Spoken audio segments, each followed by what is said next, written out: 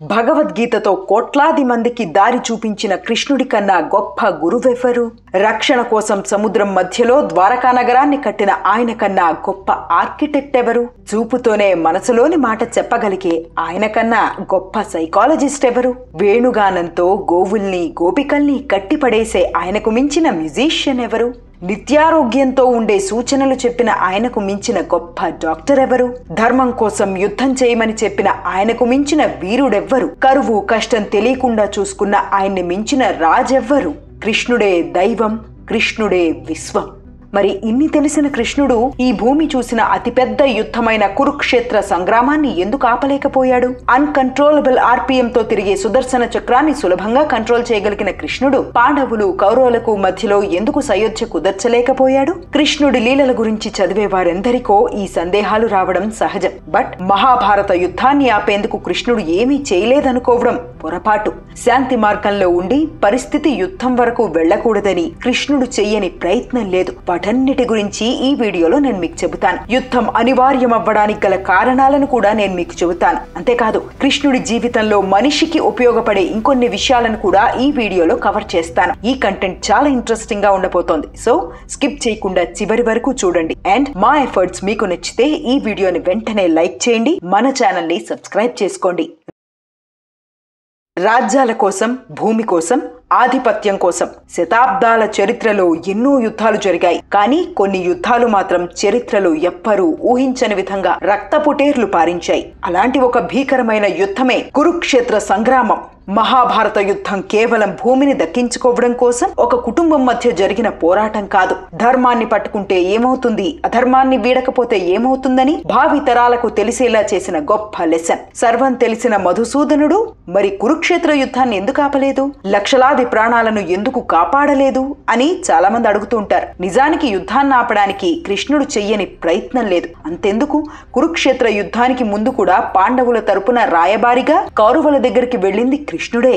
కురుక్షేత్ర సంగ్రామం జరిగితే ఎంతటి ప్రాణ నష్టం కలుగుతుందో కృష్ణుడికి బాగా తెలుసు. అందుకే ఎట్టి పరిస్థితుల్లోనూ ఈ యుద్ధాన్ని ఆపాలని కృష్ణుడు చెయ్యని ప్రయత్నం లేదు. యుద్ధం అనివార్యమని భావించిన సమయంలో కృష్ణుడు స్వయంగా కౌరవుల వద్దకెళ్లాడు. ఇది శాంతి కోసం మాధవుడు చేసిన అత్యంత ముఖ్యమైన ప్రయత్నం.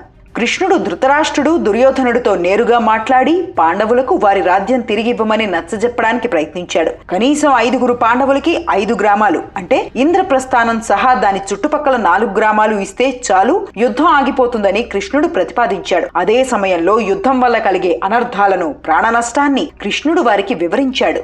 అలానే ధృతరాష్ట్రుడికి కూడా అనేక విధాలుగా నచ్చజెప్పడానికి కృష్ణుడు ప్రయత్నించాడు. తన కుమారుడు దుర్యోధనుడిని వారించి ధర్మానికి కట్టుబడి ఉండమని హితబోధ చేయాలంటూ కోరాడు. యుద్ధం వల్ల వంశనాశనం జరుగుతుందని హెచ్చరించాడు. కృష్ణుడు చేసిన మరో ప్రయత్నం యుద్ధానికి ముందు కర్ణుణ్ణి కలవడం. కర్ణుణ్ణి కలిసి అతని జన్మ రహస్యాన్ని చెప్పినప్పుడు యుద్ధం ఆగిపోతుందని కృష్ణుడు భావించాడు. పాండవుల పక్షాన చేరమని ఆహ్వానించాడు. కానీ కర్ణుడు కౌరవుల వద్ద ఆశ్రయం పొందాడు కాబట్టి వారికి విధేయుడుగా ఉండాలనుకున్నాడు. కౌరవుల పక్షాన నిలబడాలని నిర్ణయించుకున్నాడు.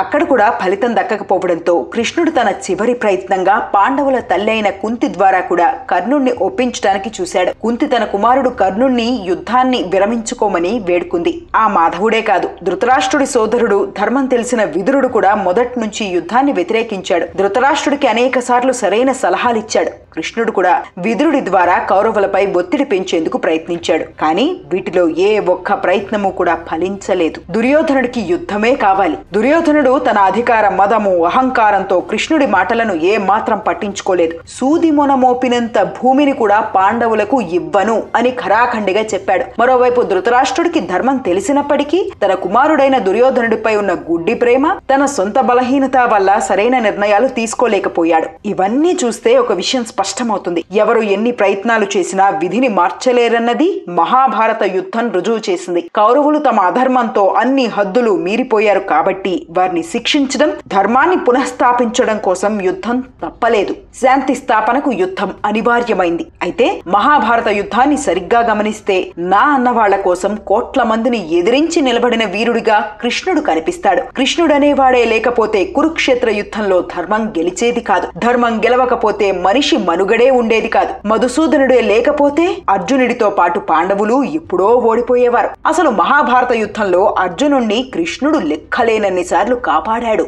నా అన్నవారి కష్టాలను తన కష్టాలుగా భావించి ఆ కష్టాలను తొలగించేందుకు కృష్ణుడు ఎంత దూరానికైనా వెడతాడు. ఇందుకు సాక్ష్యం మహాభారత యుద్ధం. ఒకానొక సందర్భంలో భీష్ముడు వేసిన బాణాలకు అర్జునుడి నెత్తురు కారుతుంటే కోపంతో ఊగిపోయాడు రథసారథి కృష్ణుడు. అర్జునుడు ఇన్ని దెబ్బలు తింటుంటే తట్టుకోలేక పగ్గాలు విసిరిపారేసి యుద్ధ భూమిలోకి దిగి రథ చక్రాన్ని సుదర్శన చక్రంలా చేత్తో పట్టుకున్నాడు. ఆ క్షణం కృష్ణుడి కోపాగ్నిని చూసి ఇటు పాండవులు అటు కౌరవుల సైన్యం గజగజలాడిపోయింది. అర్జునుడైతే అది చూసి ధనస్సు విడిచిపెట్టి కిందకి దిగి అర్జునుడు చేతకానివాడు కావడం వల్లే కృష్ణుడు చక్రాయుధం పట్టాడని లోకం అనుకుంటుంది. బావా, కోపం తగ్గించుకో, వదిలేయమని చెయ్యి పట్టుకున్నా కూడా కృష్ణుడు వెనక్కి తగ్గలేదు. నేను నీ రథంలో ఎదురుగుండా ఉండగా నిన్ను అంతలా కొడతాడా? ఈ రోజు ఏనుగు కుంభస్థలం మీదకి దూకి సింహం ఎలా అయితే తన పంజాతో కొట్టి చంపేస్తుందో అలా నా చక్రధారలతో భీష్ముడి కుత్తుక కత్తిరిస్తా అంటూ కృష్ణుడు చెప్పిన మాట అర్జునుడంటే తనకి ఎంత ఇష్టమో చెబుతుంది. ఇలా నా అన్న వాళ్ల జోలికి ఎవరైనా వస్తే తానే స్వయంగా బదులిస్తానని చెప్పకనే చెప్పాడు కృష్ణుడు.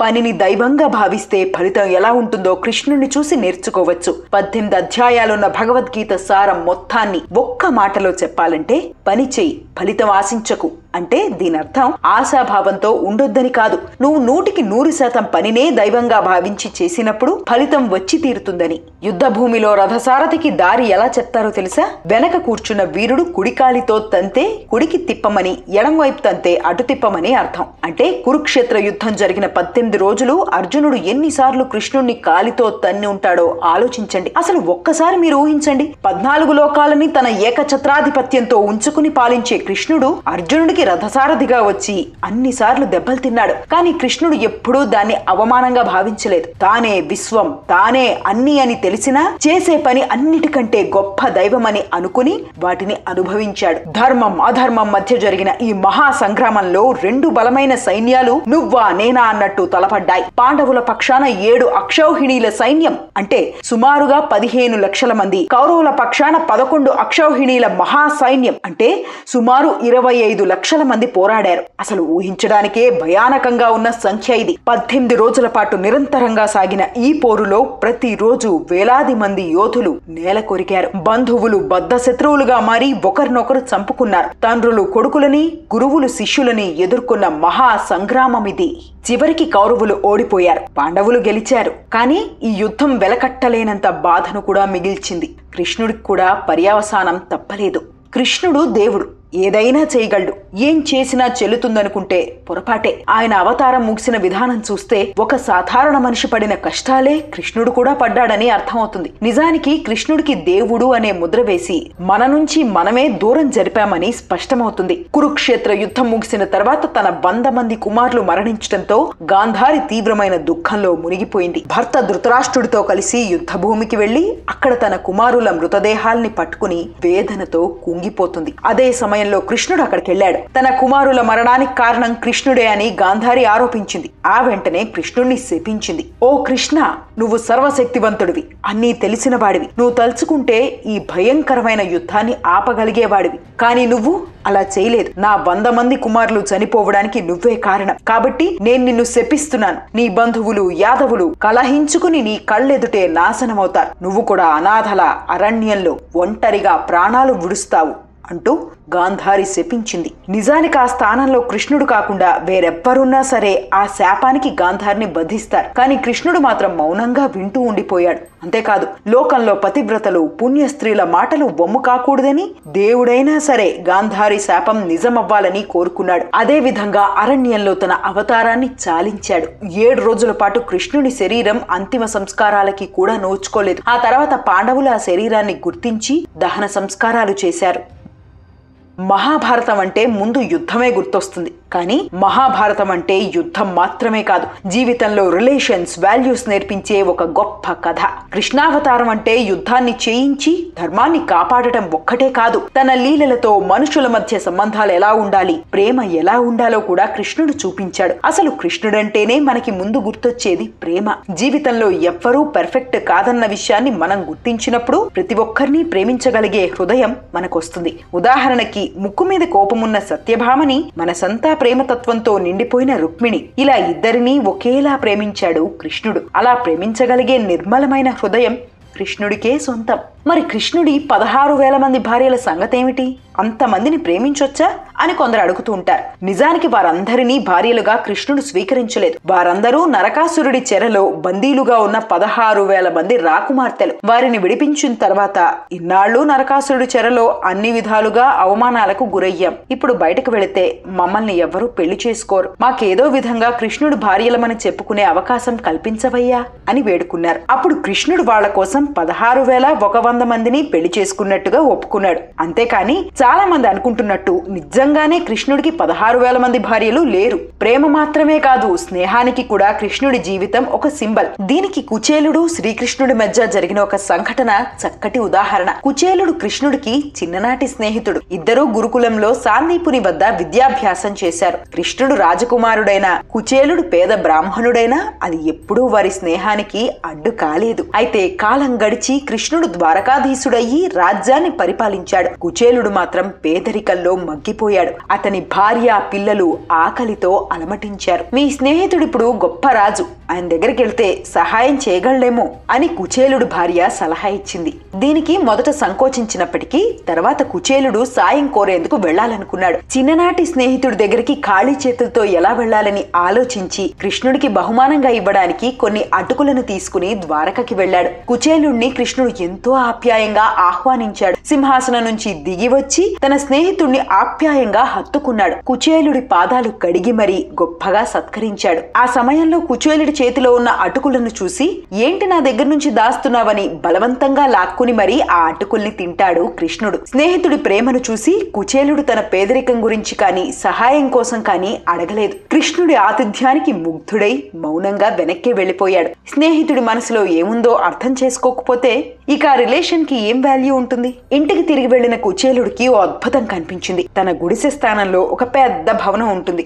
ఇల్లు ధనంతో, ధాన్యంతో నిండిపోయి ఉంటుంది. అతని పిల్లలు, భార్య సంతోషంగా ఉంటారు. తన స్నేహితుడు తన మనసులోని కోరికను తెలుసుకుని తాను అడగకపోయినా అంతా ఇచ్చాడని కుచేలుడికి అర్థమైంది. పెద్ద పెద్ద దానాలేం చేయక్కర్లేదు, గుప్పెడు అటుకులు చాలు కృష్ణుణ్ణి కదిలించడానికి. ఇలా నా అనే వాళ్లపై, నా అనుకునే వాళ్లపై కృష్ణుడు తన స్నేహాన్ని, ప్రేమని చూపిస్తూనే ఉన్నాడు. కృష్ణుడు ధర్మానికి, ప్రేమకి తప్ప దేనికి లొంగడన్న విషయం మహాభారతంలో అడుగడుగునా కనిపిస్తుంది. ఒకసారి నారదుడు ద్వారకకు వెళ్లినప్పుడు సత్యభామ తన అందము, సంపద గురించి చాలా గర్వంగా చెబుతుంది. కృష్ణుణ్ణి తనకున్న ధనంతో బరువు తూచగలనని అంటుంది. నారదుడు ఆమెను ఇంకా రెచ్చగొట్టాడు. దీంతో సత్యభామ తనకున్న బంగారు ఆభరణాలన్నిటినీ ఒక త్రాసులో వేసి ఇంకోవైపు కృష్ణుని కూర్చోబెడుతుంది. కానీ ఎంత బంగారం వేసినా కృష్ణుడి వైపు త్రాసు బరువుగానే ఉంటుంది. సత్యభామ తనకున్న విలువైన రత్నాలు, వజ్రాలు అన్నీ వేసినా ఫలితం ఉండదు. అప్పుడు నారదుడు రుక్మిణిని పిలుస్తాడు. రుక్మిణిదంతా చూసి కేవలం ఒక తులసి దళాన్ని తీసుకొచ్చి త్రాసులో కృష్ణుడికి అటువైపు వేస్తుంది. ఆశ్చర్యంగా ఆ ఒక్క తులసి దళంతోనే త్రాసు కిందకి కదులుతుంది. ఇలా జీవితంలో డబ్బు, బంగారము, ఆస్తిపాస్తులు ఉన్నాయని మిడిసిపడొద్దు. వాటితో వస్తువులు కొనగలం కానీ ప్రేమని కాదు అని చెప్పకనే చెప్పాడు కృష్ణుడు.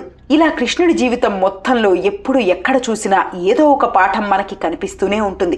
దేనికి ఎక్కువగా ఆనందించకు, దేనికి ఎక్కువగా బాధపడకు, రియాక్ట్ అవ్వకు, రెస్పాండ్ అవ్వు, దేన్ని కోరుకోకు, ఉన్నదాంతో సంతోషించు, ఇదే ఆనందం అంటూ 2 ముక్కల్లో మనిషి ఎలా బతకాలో చెప్పిన గొప్ప గురువు శ్రీకృష్ణుడు. అసలు కృష్ణుడు అనే పేరు చెప్పగానే చాలా మందికి వెన్న దొంగ, గోపికలు, మురళి మాత్రమే గుర్తొస్తాయి. కానీ కృష్ణుడంటే అవి కావు.